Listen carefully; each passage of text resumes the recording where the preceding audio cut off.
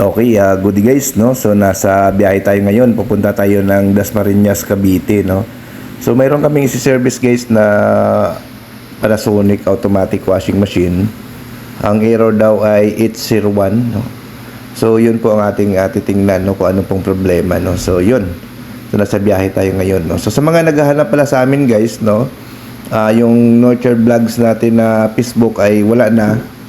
So, message na lang kayo guys sa ating sa aming FB page na Nurture Repair Shop kung kayo po ay may katanungan, no, or mayroon kayong ipa-service sa amin, pwede kayo mag-message sa aming official Facebook page, no. So, bago rin guys yung Facebook page natin kasi nga yung old account natin na Nurture Repair Shop din ay kasama doon sa na-take down ni Facebook, no. So, nagkaroon daw ng violation yung account namin.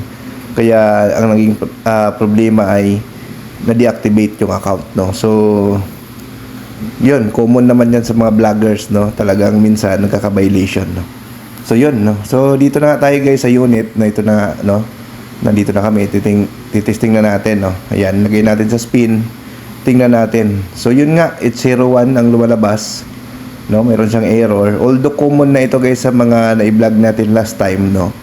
So ito guys ay siguro third times na natin to na i-vlog, no. So para lang sundan din ng iba, no. So ang gagawin namin guys, pag ganito ang problema, ang unang tingnan namin dito yung water level sensor, no. So 801 kasi based naman doon sa manual ay yung kanyang water level sensor. Pero meron kaming vlog nito guys na 801 ay ngat-ngat ng daga at saka board problem, no. So ang 801 tatlong klase yan, no. Pwedeng putol yung wire, pwedeng ngat-ngat ng daga yung wire, or sira yung board, or yung kanyang sensor. So dito muna tayo sa sensor. So ang gagawin namin dito guys, i-check natin to, no. Checkin natin yung sensor, tanggalin natin, no. Testerin natin guys para malaman natin kung good pa ba yung water level sensor. So ang resistance value nitong water level sensor ay naglalaro lang yan sa 12 hanggang 17 ohms, no. So tingnan natin kung pasok pa ba yung resistance value nito, no. Tingnan natin. So sukatin natin guys, gamit tayo ng tester, no. So nandito tayo ngayon sa Dasmariñas, Cavite. So ayan guys, susukatin natin, tingnan natin kung anong resistance ang makuha natin. So ayan guys, 6.2 kilo ohms na, no. So kilo ohms na yung nare-reading natin, hindi na ohms. Dapat ohms lang ito guys. Ayan, kilo ohms na talaga yung lumalabas. So dito pa lang guys, identify na natin na ang problema ay kanyang sensor, no. So papalitan natin. Subukan natin palitan yung water level sensor, din testingin natin, no, kung mawawala na yung 801, no. So papalitan natin. So kung kailangan nyo guys ng parts ng water level sensor, available sa amin yung parts na yan, no. So meron na rin tayong original guys parts niyan, no. So last time kasi mahirap makahanap ng original, ngayon may nakakuha na naman tayong original parts niyan, no. So medyo mataas lang ang presyo guys pag original, pero meron na tayo niyan. So dalawa pa rin, no. Meron tayong universal, meron naman tayong original, no, doon sa mga nangailangan ng sensor ng Panasonic washing machine. So yun, testingin muna natin guys, no, para malaman natin kung mawala na ba yung pinaka error, no. Ayan, tingnan natin. So tingnan natin kung maglabas pa siya ng error, no. Ayan. So yan, nasa 11 na guys, buwaba na siya, no. So ibig sabihin, ikot na yung motor. Ayan, no, umiikot na yung drum. So working na, no, nakuha na natin yung 801, no. Pero dahil sinasabi ng customer natin, may isa pa daw error itong nilalabas, yung H12. So tingnan na rin natin mamaya yung drum sensor nito, gawa nung nag-H12 din daw ito minsan, no. So tingnan na rin natin kasi nandito na rin naman tayo. So yun nga ang maganda, habang nasa area kami, dapat talaga mabanggit nyo yung mga error na na-encounter nyo, no, para ma-check natin at isang ano na lang, isang service na lang makakatipid kayo, no.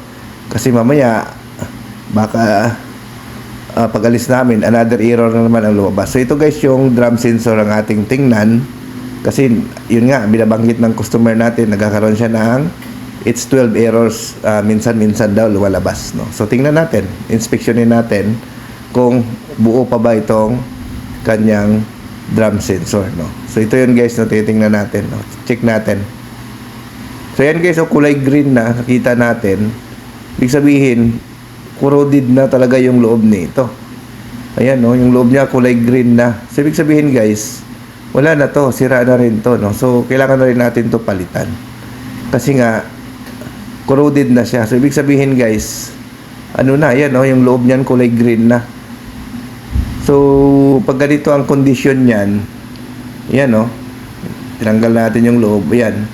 Wala na yan, no. So palit na yan guys, no. So available din sa amin guys yung parts niyan, no. Yung pang H12 na yan. So available din sa atin. So palitan natin siya ng bago, no. Kasi nga wala na rin ito, no. Kasi pag hindi natin palitan to, baka sa sunod na naman na error, yun na naman yung may encounter ng customer. So magbabayad na naman siya ng another service.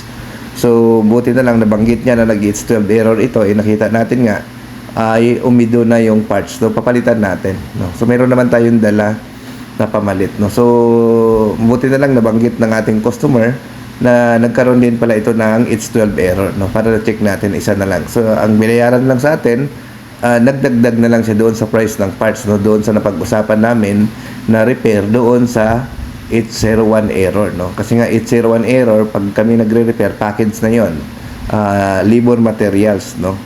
Then kung may additional parts na papalitan, so doon nagdadagdag si customer upon checking natin, no. So yan, no, binabalik na natin yun guys, okay na to, no. So at least dalawang parts niyang napalitan natin at goods na ito, no. So hindi na magkakaroon pa ng error. So kung gusto niyo magpa-service sa amin, message lang kayo sa aming Facebook page sa Norte Repair Shop, no.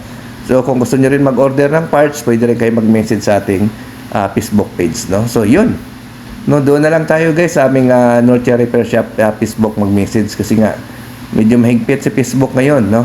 Kaya natitik down yung mga account. Dalawang account ko na guys yung natik down ni Facebook, no, nagkakaroon ng violation.